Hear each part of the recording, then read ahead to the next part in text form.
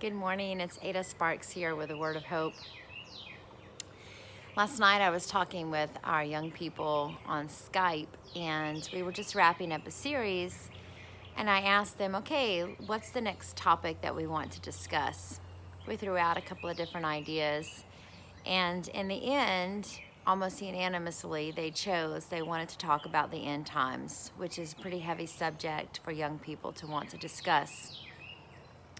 And so just without even any research or looking ahead, we began to kind of talk about the rapture and the signs of the time and what's coming next. And you could just kind of feel this somber note hanging in the air, almost a little bit of fear.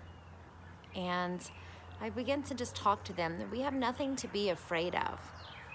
You know, the Bible talks about the rapture and eternity being a promise and a hope for us.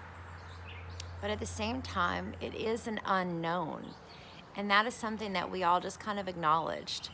I kind of want to relate it today to being called to the principal's office. You know, I was always a good student.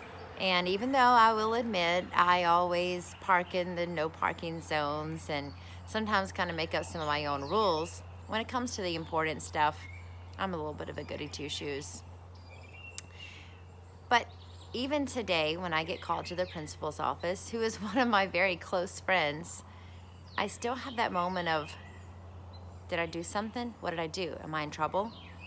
And I think that somehow we get that same feeling when it comes to the rapture. The rapture, that moment that Christ is going to call his people, the people who have obeyed his word, home. We have that moment of, have I done it right? Have I lived the way he has told me to live?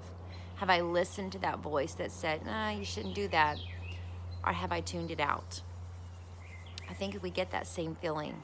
You know, his word says in Titus 12 that he's taught us to deny ungodliness and worldly lust and to live soberly, righteously, and godly in this present world. And the next verse basically says, if we've done all that, then we can look forward to that blessed hope and the glorious appearing of the great God and Savior, Jesus Christ. And I encourage us today that we can look around and see so many signs that are pointing to that moment that we're going to get called to the principal's office. We don't have to worry. We have a reward waiting for us, not a punishment. So just do what we know to do, and we have a blessing waiting. Be wise, not afraid.